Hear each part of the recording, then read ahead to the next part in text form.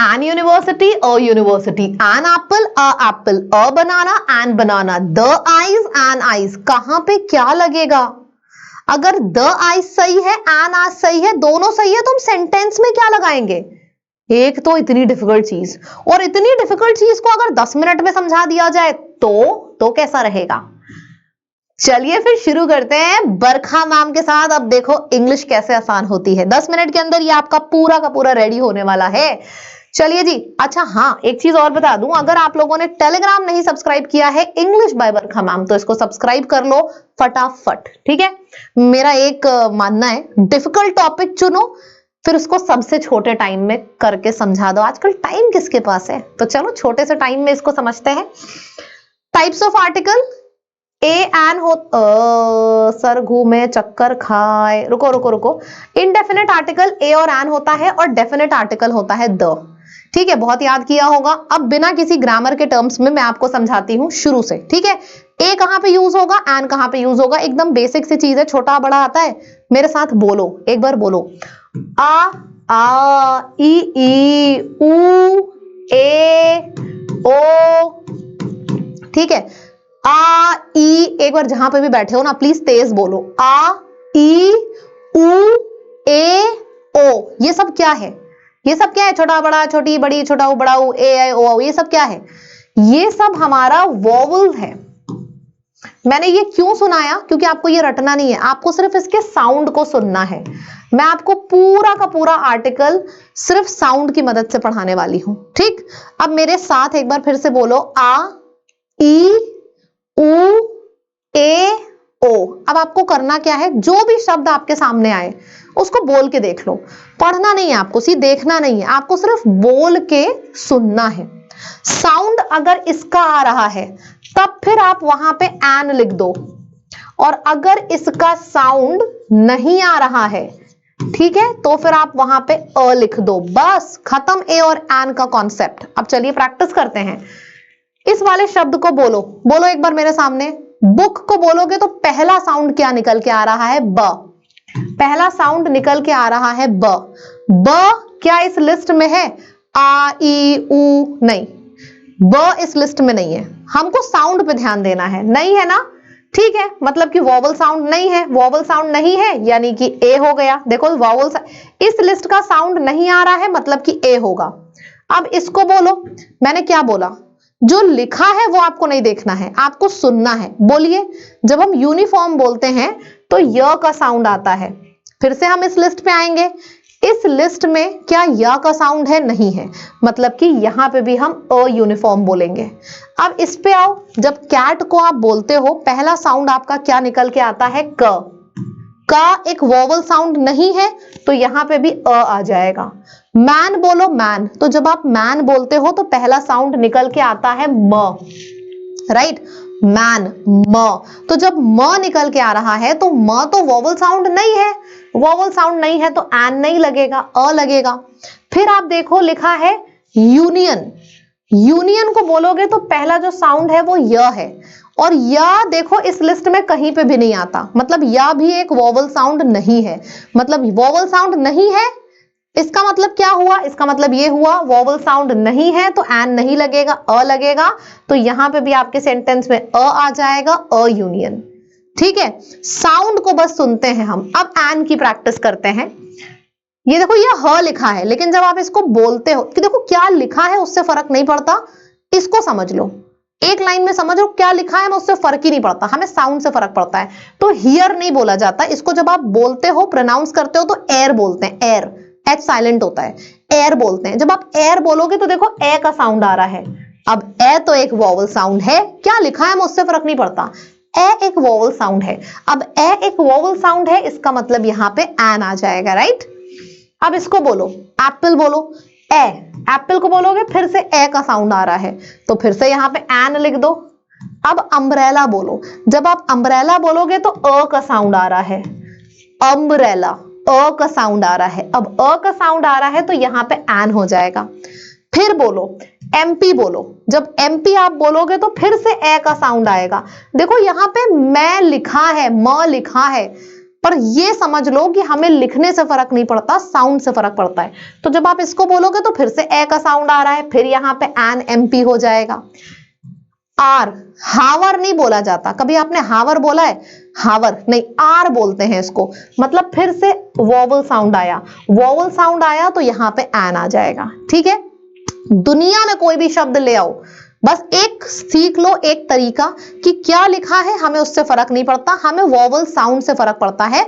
अगर साउंड अ, ई, उ, ए, ऐ, ओ, औ ऐसा साउंड अगर आ रहा है तो वहां पे एन लिख दो, और अगर ऐसा साउंड नहीं आ रहा है तो फिर वहां पे अ लिख दो। बस ए और एन आपका खत्म। अब जिंदगी में आप कभी कंफ्यूज नहीं होगे। देखो वीडियो अच्छा लग रहा है ना, तो सबसे पहले तो चैनल को सब्सक्राइब कर लो, वीडियो यहीं रोको, और मजा आ गई है ना तो चैनल को सब्सक्राइब कर लो। और एक बात याद रखना, बरखा मैम, मेरा नाम बरखा है, तो बरखा मैम आपको डेली सुबह 11 बजे इंग्लिश पढ़ाती हैं लाइव। ठीक है, अगर आपने यहाँ पे 7 के 7 क्वेश्चन सही कर लिए, इसका मतलब ये हुआ आप मेरे संग डेली लाइव 11 बजे अब जुड़ जाओगे कल से। ठीक, चलिए जी, फटाफट जितने नए स्टूडेंट्स हैं सब चैनल को सब्सक्राइब करेंगे अगर आपका ये 7 में 7 सही हो गया तो। समझ जाना, फिर अंग्रेजी खराब नहीं है, शायद अंग्रेजी जहां से आप पढ़ते थे पढ़ाने वाले में कोई कमी हो। 7 में 7 नंबर आएंगे, मैं गारंटी दे रही हूं आप लोगों को। यूनिवर्सिटी को बोलो, साउंड आएगा य का, य का साउंड आया, या एक वोवल नहीं है तो यहां पे आपके सेंटेंस में आ जाएगा, वोवल नहीं है तो अ आ जाएगा। जब आप यूरोपियन बोलोगे फिर से य का साउंड आया, य एक वोवल नहीं है तो यहां पे भी अ आ जाएगा। जब आप इसको बोलोगे तो हॉनेस्ट नहीं होता, ऑनेस्ट होता है, मतलब यहां पे साउंड ओ का आया है, ओ एक वोवल साउंड है तो यहां पे एन आ जाएगा। जब आप यूटेंसिल बोलते हो, लिखा क्या है उससे फर्क नहीं पड़ता, साउंड या का आ रहा है, या का साउंड आ रहा है, इसका मतलब क्या हुआ, यहां पे भी अ आएगा, अ यूटेंसिल। जब हम एमएलए बोलते हैं साउंड ए का आता है, ए एक वोवल साउंड है तो यहां पे एन एमएलए आ जाएगा। जब हम एमटेक बोलेंगे तो भी ए का साउंड आएगा, इसका मतलब यहां पे भी एन आ जाएगा। जब हम यूनिकॉर्न बोलते हैं साउंड या का आ रहा है, इसका मतलब क्या हुआ कि यहां पे अ आ जाएगा। सच सच बताना 7 में से कितने नंबर लिखे हैं, कसम से सच बताना कमेंट सेक्शन में लिख के। और अगर 7 में से 6 के ऊपर जिसके भी आए हैं, सबसे पहले तो कमेंट सेक्शन में वीडियो के बाद लिखना, I will score full marks in English, I love English, I will score full marks in English. ठीक है, मैं वादा करती हूं अंग्रेजी में आपके पूरे में पूरे नंबर आएंगे।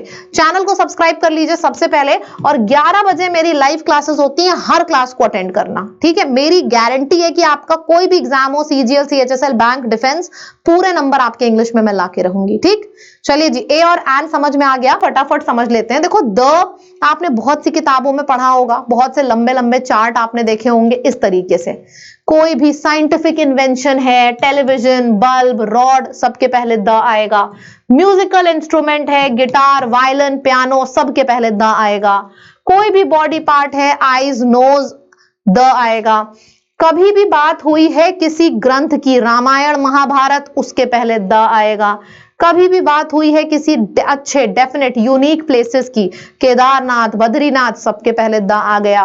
कम्युनिटी की बात करेंगे, हिंदू, मुस्लिम, सिख, ईसाई, कम्युनिटी के पहले द आ जाएगा। सिंबल के पहले द आ जाएगा। किताबों के पहले, लोकसभा, राज्यसभा, सबके पहले द। कोई भी पार्टी है, बीजेपी, द। पोस्ट के पहले द, सिंबल के पहले द। देखो ये हम लोग ना याद करते करते परेशान हो जाते हैं। रिवर हो, ओशन हो, कॉन्टिनेंट हो, सीजन हो या लेक हो, कोई भी चीज हो, रिवर, ओशन, रिवर कोई भी हो, गंगा, महानदी, सबके पहले द। ओशन, पैसिफिक, अटलांटिक, सबके पहले द।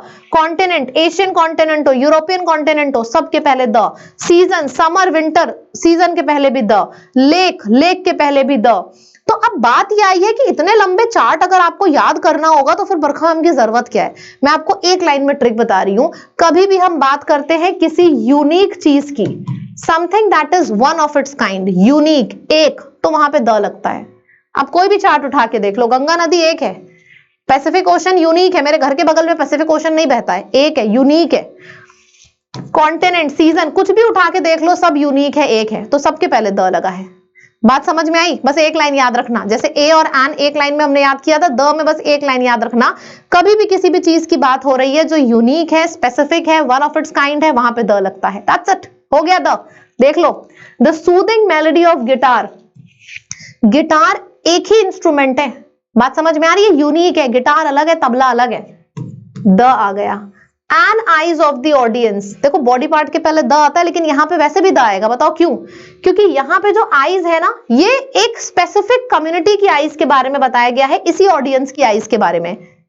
यहां पे जनरल केस में आईज की बात नहीं हुई है कि बरखा मैम की आईज, आपकी आईज, इनकी आईज, यहां पे इन्हीं ऑडियंस की आईज की बात हुई है। मतलब ये यूनिक आईज है, सिर्फ इन्हीं ऑडियंस की आईज की बात हुई है, तो यूनिक केस दिख रहा है, यहां पे भी द आ जाएगा।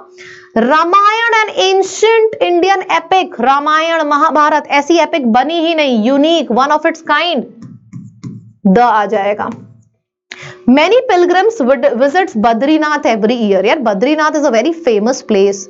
इट्स नॉट लाइक कि मेरे घर के बगल में बद्रीनाथ है और मेरे पड़ोसी के घर के बगल में भी बद्रीनाथ है, नहीं, it is unique, specific, known for its values, द आ जाएगा। ठीक है, तो ये और यहां पे भी द आ जाएगा। Visits Badrinath every year and Himalayas पे भी द आ जाएगा, दोनों में आएगा द। तो हमने यहां पे ए एंड द कैसे यूज करेंगे, 10 मिनट के अंदर जो गारंटी दिया था हो चुका है। अब आपकी बारी। होमवर्क में इसका सबसे पहले स्क्रीनशॉट ले लो, मैं एकदम किनारे हट गई हूं। पहले वाले में ए आएगा कि एन, दूसरे वाले में ए आएगा कि एन, और ये इसका स्क्रीनशॉट ले लो। कमेंट सेक्शन में आंसर करके बताना और पूरा कमेंट सेक्शन भर डालना।